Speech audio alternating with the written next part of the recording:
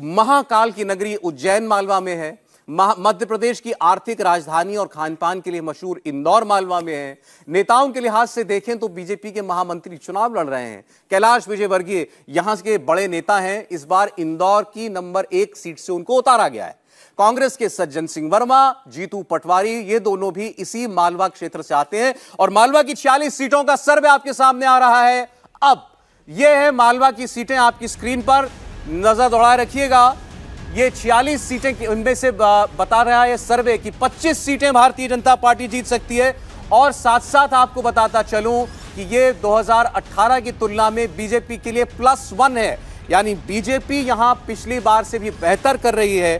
Congress party को 1 seat का नुकसान, 20 सीटें कांग्रेस पार्टी क्षेत्र में जीत सकती है, अन्य 1 सीट पर जीत सकते हैं। तो ये पहला जो हमने आपके सामने रीजन रखा मालवा का महत्वपूर्ण क्षेत्र 46 सीटों वाला, इसमें upper hand Bharatiya Janata party का दिखाई दे रहा है। कुल 230 सीटों का सर्वे आपके सामने खुल जाएगा आपसे थोड़ी देर के बाद। मालवा से शुरुआत हो गई है 46 सीटों से, बीजेपी 25, कांग्रेस पार्टी 20। कोई बहुत बड़ा उलटफेर नहीं है 2018 की तुलना में। आप देखें तो बीजेपी को 1 सीट का फायदा होता हुआ दिखाई दे रहा है, कांग्रेस पार्टी को 1 सीट का नुकसान होता हुआ दिखाई दे रहा है। तो कम से कम आप ये कह सकते हैं कि ये जो क्षेत्र है जहां बीजेपी मजबूत है, वो मजबूती कायम है, बल्कि और थोड़ी बेहतर ही हो रही है। और निमाड़ की भी बात करें, मालवा का जब नाम लेते हैं तो साथ साथ निमाड़ की भी चर्चा चलती है। यह वो क्षेत्र है जहां से मध्य प्रदेश विधानसभा की 28 विधानसभा सीटें आती हैं। मध्य प्रदेश में कहा जाता है कि जो मालवा के साथ निमाड़ जीता, मध्य प्रदेश में उसका राज तिलक हो गया। मध्य प्रदेश में पिछले 5 चुनावों से यही होता आ रहा है। 2018 में कांग्रेस ने इस निमाड़ इलाके में जबरदस्त बढ़त बनाई थी और प्रदेश में उसकी सरकार बनी भी थी। कांग्रेस के लिए अरुण यादव, कांतिलाल भूरिया, ये निमाड़ रीजन के बड़े चेहरे हैं।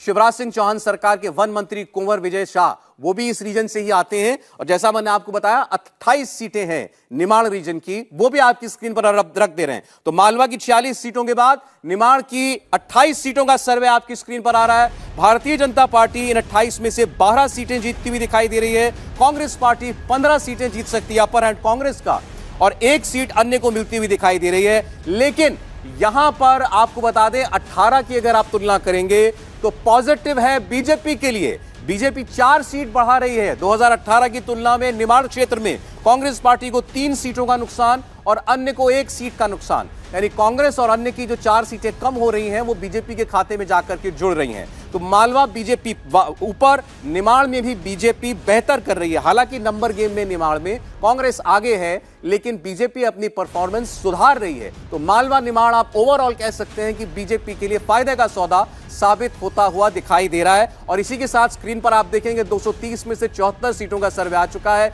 37 भाजपा, 35 कांग्रेस, अन्य 2। कोई बहुत अंतर खास नहीं है।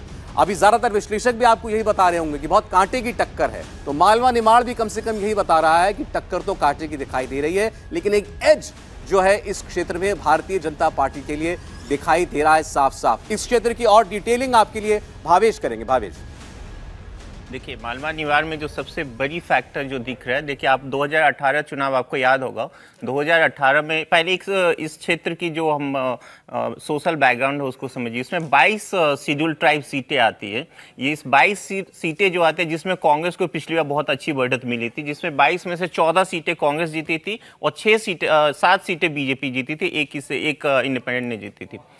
बीजेपी फिलहाल उसको कोशिश जरूर करिए कि आदिवासी बहुल क्षेत्रों में अपना पैठ बनाने की कोशिश करिए। आपको याद होगा 2021 में जो सिविक बॉडी लोकल बॉडीज का चुनाव हुआ था, उसमें बीजेपी ने अच्छा परफॉर्म किया था। और उसके बाद भी आप देखेंगे उसी कांग्रेस की भी एक कोशिश थी, जो भारत जोड़ो यात्रा था उसी इलाके से गुजरा था, जो आदिवासी बहुल क्षेत्र है उसके वजह से। राहुल गांधी खासकर वहीं जाते हैं। हाँ, फिलहाल ये है कि वो जो भारत जोड़ो यात्रा का था उसी एरिया में गया हुआ था।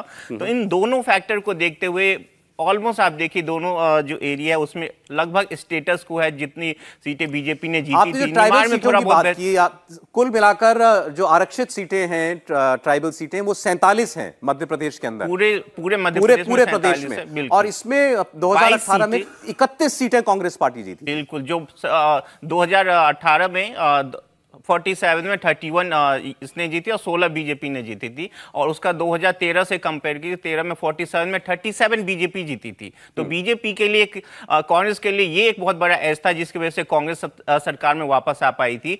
उन्हीं को दूरी करने के लिए बीजेपी ने वहां बहुत कोशिश की। एसटी सीटों में, आदिवासी सुरक्षित सीटों में बीजेपी को वापसी करनी है, ये उसके लिए गोल बिल्कुल साफ है। ये जो रीजन अभी आपने हमको दिखाया है, क्या इसमें बीजेपी ऐसा करती दिख रही है? देखिए, निमाड़ में कुछ हद तक करने की कोशिश जरूर हुई है और आपने देखा 4 सीटों का जो अंतर है वो उसी का अंतर है। दूसरे, आपको याद होगा अमित शाह और प्रधानमंत्री ने एक आदिवासी को लेकर बहुत कुछ किया पिछले असेंबली चुनाव हारने के बाद। और बहुत सारे सम्मेलन वहां पे हुए और उसका असर दिखा था। जो अभी मैं बात कर रहा था लोकल बॉडीज इलेक्शन, उसका असर दिखा था और बीजेपी वहां पे अच्छा परफॉर्म की थी। अब असेंबली पॉइंट ऑफ व्यू से अभी भी दिख रहा है कि कांग्रेस वहां पे जो आदिवासी बहुल क्षेत्र उसमें अभी भी कांग्रेस के पास एज है, लेकिन बीजेपी धीरे धीरे ही सही लेकिन बेहतर प्रदर्शन कर रही है।